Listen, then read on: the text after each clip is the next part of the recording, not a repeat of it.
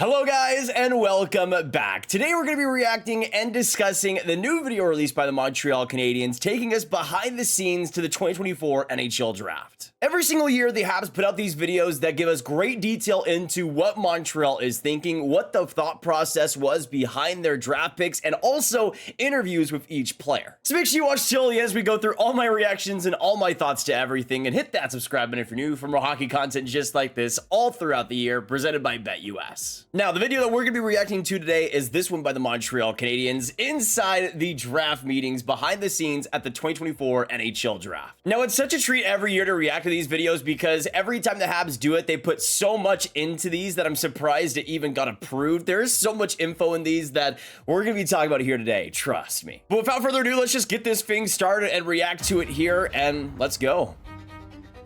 Well, I think the on-ice evaluation is always the most important piece. We also want to make sure that we're bringing good people into our dressing room and into our community in Montreal. That start is not surprising whatsoever. If you've heard anything about how Montreal dictates their drafts, how they make decisions, character and good values always seem to be at the top of things. Sure, they obviously have a lot more to the equation on top of that, but Montreal really prioritizes bringing the best people they can within the organization. And I mean, when you know that, it makes a lot of sense who they've drafted over the past few years. Kent's been working on the phones and all that. We have options of trading up. Oh, there it is. So we got the confirmation there that already at the scouting combine, Kent Hughes was trying to trade up. Of course, eventually he would, going from 26th overall and a couple picks to 21st overall, exchanging picks with the LA Kings. Kent Hughes has been a busy man all offseason. Someone get this guy a break, please. This guy's skill is off the charts. You can hit a major league home run. He kind of brings me out of my seat when I watch him. Demidov? I think he's that much more elite than his peers. I don't think he's going to be there. If he's there, take it. Okay, that has to be Demidov, right? We're all thinking that. We'll probably get into that section here very quickly, but that it has to be Demidov, right? Okay, so now we're into the interview section of this video, and this part with Michael Hage, I just needed to put in this one. It's so good. Mom is a CPA. She works in finance. Yeah, my brother Alexander, he's 2 years younger than I am. Born in was 2008, and yeah, Dad. Obviously, he passed away last summer, which wasn't easy at all. But you know, someone who I wouldn't be here without. I think he was, you know, a role model for me growing up and someone who did everything for me. That's the interesting part about Hage is that last year in his UCHL campaign, he had a major injury. It was a big setback for him. But then you have the last summer where his father passes away as well, and so much adversity to come back from. And I thought this last year was insanely good for somebody dealing with that adversity. There were some times in the first half with a little bit of inconsistencies, but man, that second half, he just absolutely got going. And there was so much to like in his game offensively, so much with the pace, so much with the skill that he drives in the game. And he was starting to get a lot more comfortable, starting to really feel himself again. And he deserved it, man. After so much of what he went through, so much that nobody should have to go through, especially at such a young age, he was able to come above that. And I think that's one of the reasons why Montreal really started to fall in love with him. And do you see somebody that you think you play like? I think, you know, like combo with Kaprizov and Jack Hughes. Similar with Not bad. Hughes, so like mobility upper body. You know, when he do like these moves, yeah. Yeah, and I think we are very similar with Hughes. Do you know who does that What? a lot too? Lane Hudson. Yeah, I know. Ken Hughes knows what he's talking about. That is very true. Very true.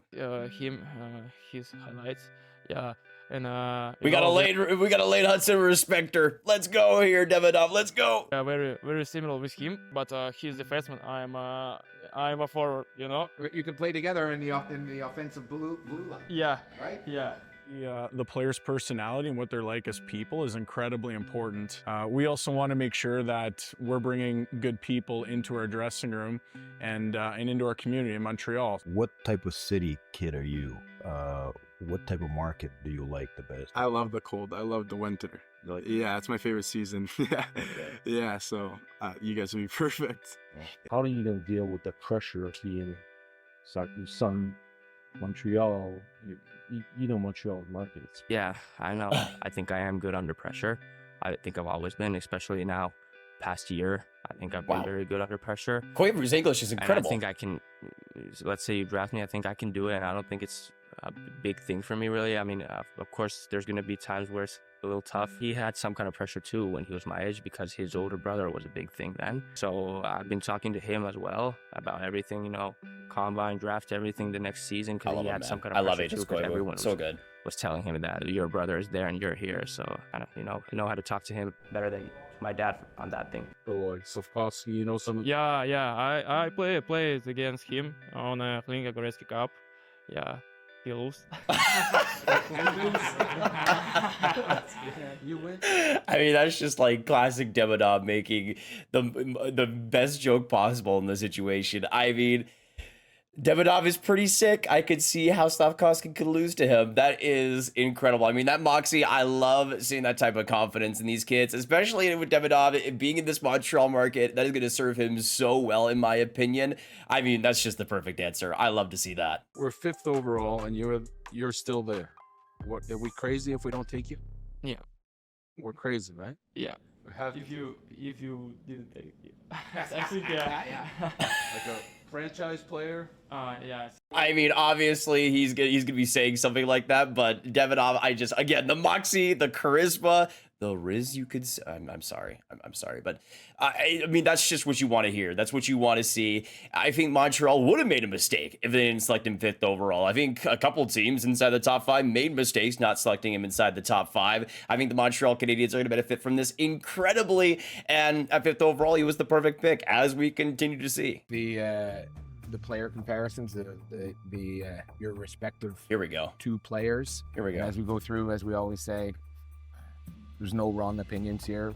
Say what you think. We're not looking for guys to be defensive in their opinions. You know, ultimately it's up to Nick and Marty to determine the list, but your honest input is very important to them. Okay, this is where we get serious, folks. This is where we get into the draft opinions, my favorite part of these videos, because we hear all kinds of crazy stuff, but this is going to be interesting here. We got anybody who wants to lead off? The guy who sits in the front of the classroom? Ben and Krister. 2 really talented players. I'll start with Ivan. 6'1.5", left shot, right wing, plays on his off wing. Dynamic, highly skilled offensive winger. Really quick thinker, quick processor, plays fast, good hands in traffic, fast twitch, high compete level, high motor. Stands out every single shift you watch him. Rarely, if ever, takes a shift off.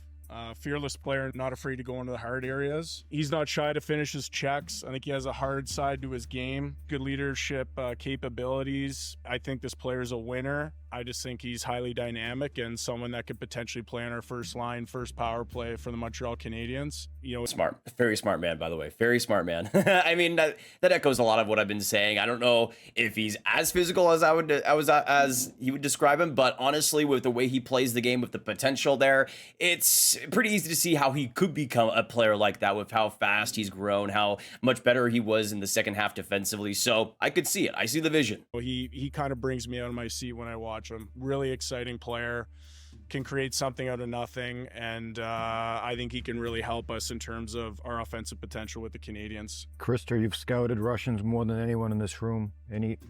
Anyone from the past played like this? He changes directions like Makarov did. He comes in the blue line. Kovalev did it also. Comes into the blue line, goes straight in. You got to be a hell of a skater as a defenseman to defend against that. It just struck me that he's just so one with the puck. His hands and his mind is so brilliant, and they work so well together. Mm-hmm. It's a joy to watch. Yeah, I think he's the smartest player in the draft. Over Celebrini. He just makes plays that you don't expect. He makes everybody better. He did. We watched the 5 games. He did play center, and it was very impressive. Like his defensive mind was great. His stick pickpocketing guys, coming below the puck, being an option for his D, awareness in the D zone. It was all there, and that's where the most important thing came, was the upside on both these guys. Who, you know, we really like both of them. I think one guy's brings the puck over the line and makes plays, brings it to the slot. He's the puck possession play driver. The other guy basically just gets it and has a goal scorer's mentality, creates all the, just creates everything off the shot. I think they were talking about Eiserman there. There was Demidov and then retracted. I think they were talking about Eiserman there.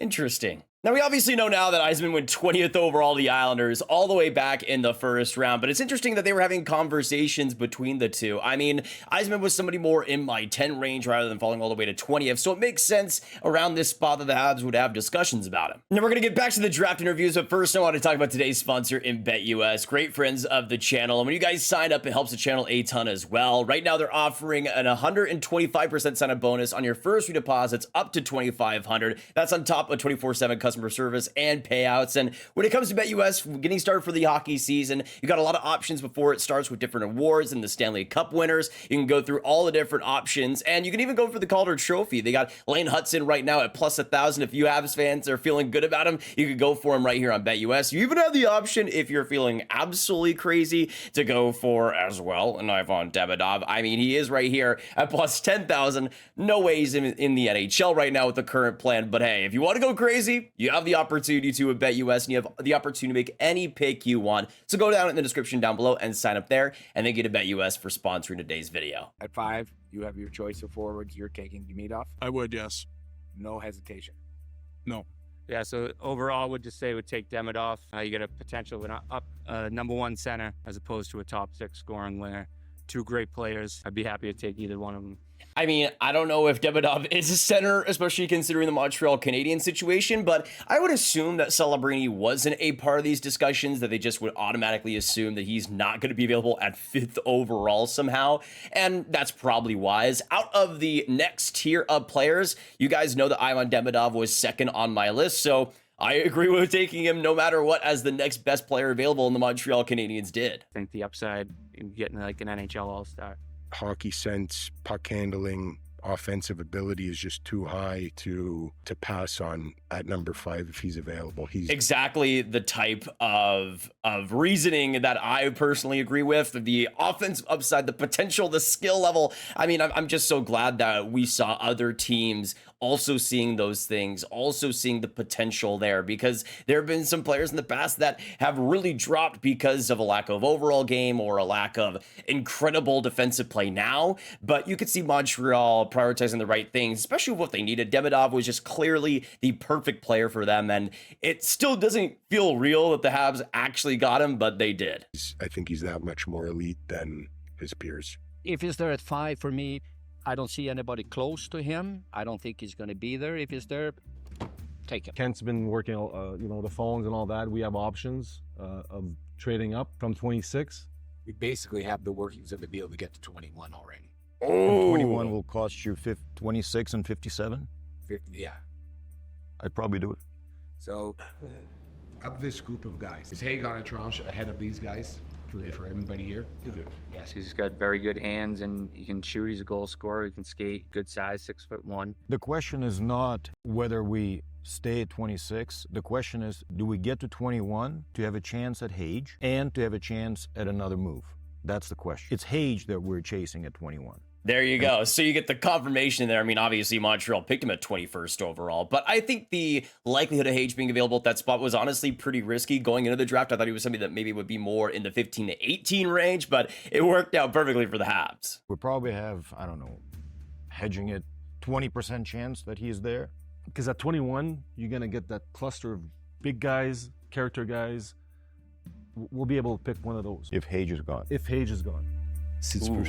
Are they talking about like Dean Letourneau perhaps, or some other player there? Now, heading into the draft, when it comes to my personal rankings, guys that I could have seen going in that range, maybe a player like Igor Chernyshov, Liam Greentree, maybe even a Sasha Boisvert on top of Letourneau, could have been in that mix as well on top of Hage. There was a lot of options there, especially at the center position. Fait que pour nous, qu'on repêche en 7e ronde, faut prendre le meilleur joueur disponible pour l'organisation du Canada. I mean, obviously every team is going to say this, that they picked, in their opinion, the best player in the 7th round, but I think a lot of teams honestly kind of just go off the board or go for players with sons in the organization, or some players that are sons of people in the organization, you know, stuff like that, especially like in the 7th round.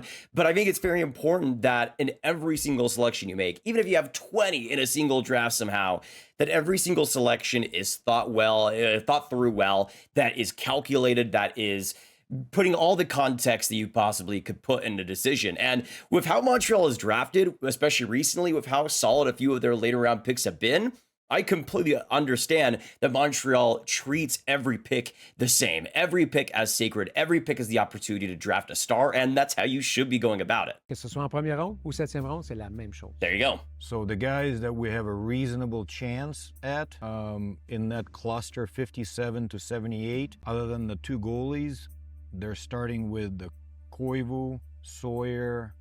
Any thoughts on Koivu, whether it's at 57 or 70? He's a self-motivated guy. He's got the support group from home. He knows how to be a pro. You can put him on the ice anytime in the game.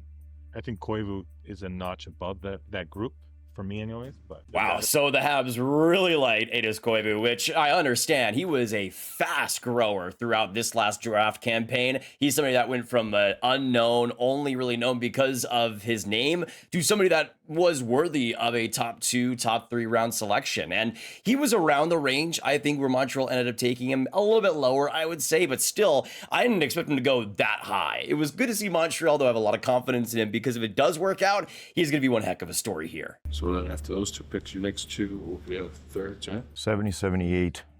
And what's the home run there look like? From Sawyer, what I saw at that tournament, I think his upside was pretty big with his size, skill, playmaking ability, throwing the body around. With Sawyer, but at 6'2", going to Providence, with that brain and dual threat ability, that's a top 6 level brain and skill.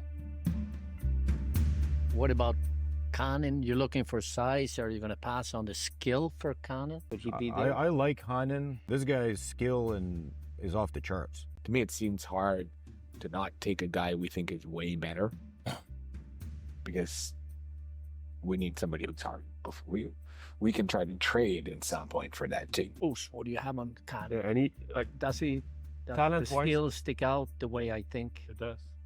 There's not a big difference with him and Sawyer. So if we have Sawyer late second and this guy in 4th round, and you should be in the conversation probably. Now, of course, we know that he ended up being selected in the 7th round, so that's a pretty interesting wrinkle on things. Now, we know now that Makar Cannon ended up being selected in the 7th round by Montreal, a 6-foot right wing, and he's an overager in this draft, but that wasn't too much of a problem considering how well he was already doing as a pro. This is the type of overager pick I actually do like, and in the 7th round, 210th overall, considering how well he was able to do already as a pro in the VHL, it can be an inconsistent league, especially with the top and lower end of the league. But at the same time, with what he was able to do, the skills that he was able to provide in the 7th round, it was just a go and see what happens type of pick. Interesting to see he was a 4th rounder, though, for the Habs. Ben Merrill.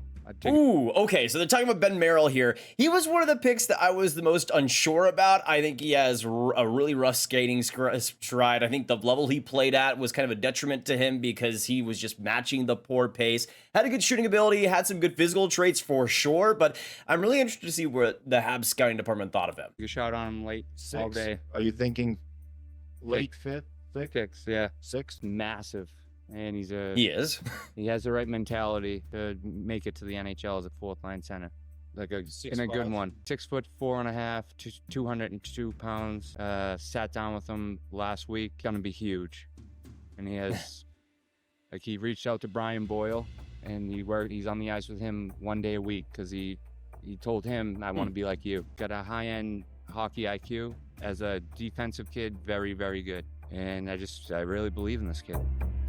Interesting. I mean, I guess I could kind of see it with some of the good habits he has, but again, I think at the level he was playing at, it was pretty easy to. I think I especially want to see greatness. If you're a player playing in the USHS Prep League, I mean, I want to see absolutely dynamic play and perfection basically out of you if I want to draft you in the NHL draft. And to me, I thought Merrill showed some good habits. Again, great size, great shooting ability, but I also feel like there were some pretty big holes in his game already. And at the USHS level, that to me is just rough to see. There is some potential, I do think, with him. I could see a 4th liner out out of him if he's able to really combine that IQ with his physicality and really make that the name of his game. But I don't see much speed, much of an overall game there. Maybe I'm wrong, but it'll be interesting to see how he develops. I think there is potential for him, but fourth line center at best for sure. But I just look at it as what is the fourth line center for the Habs of the future, and it's probably a player like Owen Beck. And do I think that Ben Merrill is going to outbeat Owen Beck for that spot? I don't think so, but hey,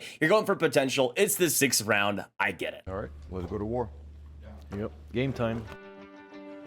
Oh boy, Welcome here we to go. The 2024 Upper Deck NHL Draft at Sensational Sphere. Would you trade 5 for their number 1 pick next year, unprotected, and a 2nd round pick? Ooh.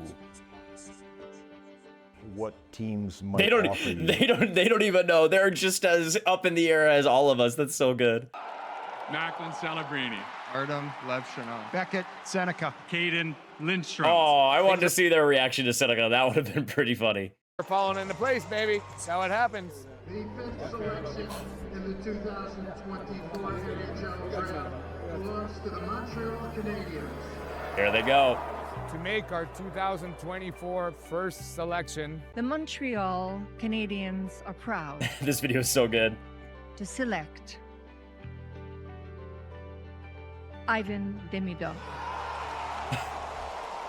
They're just like me for real. It's an unbelievable moment from childhood. All players dreaming about it. Yeah, and Heck now yeah. dreams come true, you know. Love to and, see it. Unbelievable city like Montreal. It's crazy, you know. yeah, and for us too, there's one player, if he slides, we'd probably take him. Otherwise, we would do it. I'll call you. Bye. Quand tu arrives au repêchage, tu peux avoir tes They had a listes, trade in the works tu of peux Hage casser les and joueurs Trop. comme tu veux, mais il faut aussi que les choses tombent de la bonne manière, que les joueurs que vous avez vraiment identifiés soient encore disponibles. Puis cette année, les choses vont tomber comme on voulait. Dans les deux cas, on avait des échanges prêts si les joueurs vont pas Ooh, tomber. even a 5th overall. Our guy's still available. Okay, you got it. Bye. Oh, they're trying. Wow. From Talk about the Montreal, Islanders. He speaks French, and Pat told me his mom was going to fall apart if he gets to Montreal. Oh, good. Yeah, they'll be pretty emotional. Yep. From the Chicago Steel in USHL, Michael Hage. Oh, that's awesome. J'ai presque oublié comment j'ai senti. C'était probablement la journée la meilleure de toute ma vie. C'est très spécial pour moi, That's spécialement parce que mon père adorait les Canadiens, puis moi j'adore les Canadiens. Quand j'étais plus jeune, je portais toujours le numéro 9 parce que mon père adorait Maurice Richard et ouais, il serait très Very fier. proud. Very proud. We felt we were fortunate to end up with the players in each of those drafts, the players that we ended up with. They're different flavors, sizes, styles, and you need different types of players to compete for the cup. They can't Sure. all be the same, but they all need to really want to win and accept the pressure that comes with the territory where our team happens to play. So we felt confident that the types of people that we brought into the organization will deal with that pressure aptly. We all know that the draft is where the teams are built that are having success. That's the plan, that's what we're trying to do, and hopefully fans can see that as it's starting to develop. I mean, you could absolutely 100% see it, especially with this last draft. Again, a home run by the Habs. And I just got to say, too, I mean, Jeff Gordon pretty much laying it out, how they want to have the fans on board. They wanted to have the access to the fans to see this. And I mean, we wouldn't get this if the Habs didn't allow it. The fact that the Montreal Canadiens allow us to go inside their scouting room when they're talking about these players, get all of this behind the scenes content. It shows how confident they are in these selections, in these picks, but also how much they want the fans to see all this, how willing they are for the fans to see the next generation of Montreal Canadiens and the discussions and what goes into it. And that to me is pretty special. We don't get this type of content for every team. There's a couple other teams that do it sometimes, but the Habs do it every single year, and it is a treat every single time. But overall, that made a ton of sense through and through, and it was great to see pretty much everything that we've been talking about on this channel validated in that way, especially when it comes to Demidov and players like Hage as well, Koivu, who I've been a big fan of for a while. Really, the first 3 rounds for Montreal were perfect. I wanted to see them go for at least 2 forwards. I wanted to see them really juice up that top 6, and they have. Not only have they done that, they also went for light of this offseason, and man, the future continues to look bright. But that is going to be it for today's video, and I hope you guys did enjoy. If you did, hit that like button, hit that subscribe button, hit that notification bell. Comment down below your thoughts on this entire video. Did you guys agree? Did you guys disagree with the Habs scouting staff? And what do you think of the Montreal Canadiens' future? Of course, share the video with all the hockey, all the Habs fans you guys know online, and click on this card for all my hockey prospects talk around in one playlist. Of course, go in the description, sign up to BetUS today, and thank you to BetUS for sponsoring today's video. And I will see you guys in the next one. Have a great hockey day, and goodbye.